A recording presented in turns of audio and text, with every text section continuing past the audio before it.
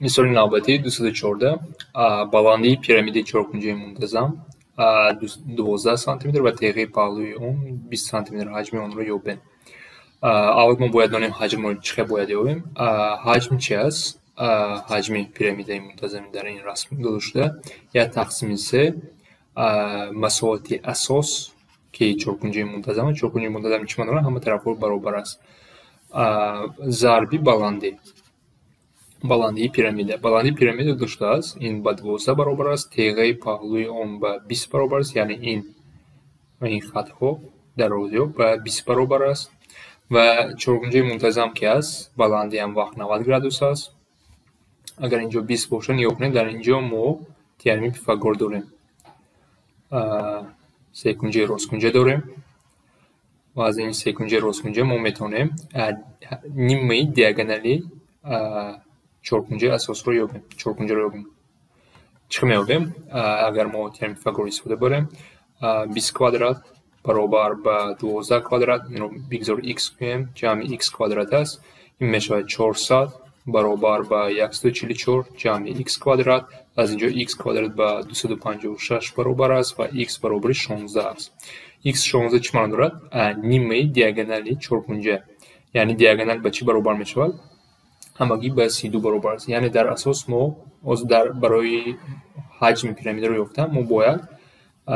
مساحت اساس رو بیم لیکن در اساس ما چی داشته است فقط دیاگونال رو یافتیم به 32 برابر است و ما از دیاگونال اساس رو از نو کشیدم و چهارگونجه منتظم گفته است همه طرف‌ها برابر هستند یعنی کوادرات هست از اینجا باز تئورم پیثاگور اگر استفاده بریم با ما چی لازم است با ما مساحت همین چهارگونجه یعنی x کوادرات لازم است ما باید همون رو یابیم چی داشته است دیاگونال تئورم پیثاگور اگر استفاده بریم چی میشود x کوادرات جمع x کوادرات برابر با 32 کوادرات از اینجا 2x کوادرات برابر 32 در درجه 2 این رو باید کار کنیم و x کوادرات چی میشود کار کنیم با یاری کلکولاتور من یک بار تست کار کنم برای وقت 32 ضرب 32 تقسیم 2 میکنیم برابر میشد 512 یعنی x کوادرات برابر 512 است x کوادرات برابر 512 تمام من مساحت اساس رو یافتم اکنون حجم رو یافته میتونم حجم پیرامید به چی برابر میشد یا تقسیم 3 ضرب 512 ضرب بلندی 12 و از اینجا اگر این رو کار کنیم این 512 ضرب 4 است کمتر گرفتم 512 ضرب 4 به چی برابر میشود باز کلکولاتور اگر استفاده کنیم ضرب 4 کنیم 2048 یعنی حجم ما با 2048 برابر است و یک بار دیگر من کلکولاتور برای چی استفاده کنم برای تست کار کردن البته که شما باید خودتون کار کنید ضرب رو اجرا کنید مثال نوبتی 215 بلندی پیرامید با 7 برابر است و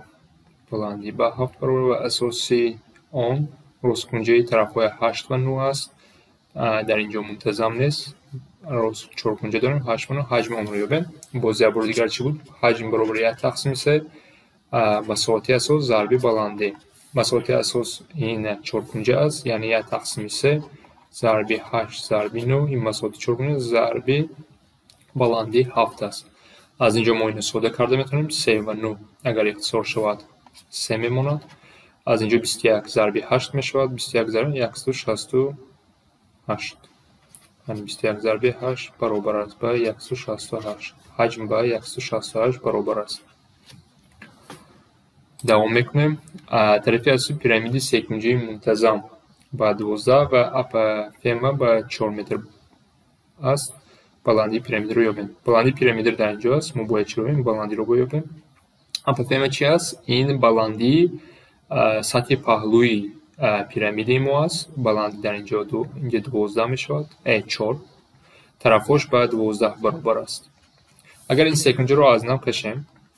همچون سه‌گونجه رو بکشیم با ما چی لازم است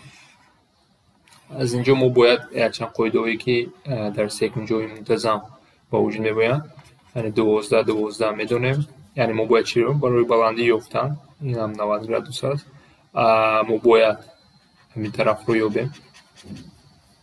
اگر رنگ دیگر انتخاب کنم این طرف رو باید یابیم و آن رو در سکونجه نشان دهم. در اینجا بریده، یعنی بریدگیان از یک نقطه میبرن. من باید این بلندی رو یابم. این رو چکه میابیم؟ این سکونجه که منتظم است، همه کنجاش به 60 گرادوس برابر است، به 60 برابر می شود و بلندی این از سکونجه مخصوص باید داریم. در درس پیش نفهمیدم سکونجه من اینجا 6 می شود، 6 می شود باید دو قسم برابر جدا میکنم در سکونجه منتظم، سکونجه برابر طرف و بلندی به 6.3 همگی برابر می شود. این بلندی 6.3 و این رو با کدام حصه جدا میشه؟ اینجا درازیش 2x و x یعنی 3x برابر 6.3 می شود. همه خیلی جدا میشن در سکونجه منتظم 6.3. از اینجا x 2.3 می شود، یعنی این بلندی 2.3 و این طرفش 4.3 می شود. و از اینجا ما چیکار کنیم؟ میتونیم سکونجه از تئورم پیثاگور استفاده برده، یعنی 2.3 در کوادرات جمع x کوادرات بلندی که ما باید یابیم. در اینجا باز x استفاده بردیم، ممکن دیگر حرف رو اگر استفاده می‌بردم a و a گویم 3a می شود، a برابری 16 می شود. از اینجا اگر این رو کوادراتش رو گیریم با 12 برابر می شود، جمع x کوادرات برابری 16. از اینجا x معلوم می شود که با 2 برابر است، یعنی بلندی پیرامید ما با 2 برابر است. مساحت سطح پهلوی پیرامید چهارکنجه منتظم 6 پهلوی 6 و مساحت سطح پوره اون یعنی اساس هم به نظر میره 8 برابر است. در روزی دیگه از اون رو ببین، یعنی چهارکنجه منتظم در اینجا ما کوادرات داریم، سطح پهلوها این طرف ها 4 طرف دارد پیرامید با 6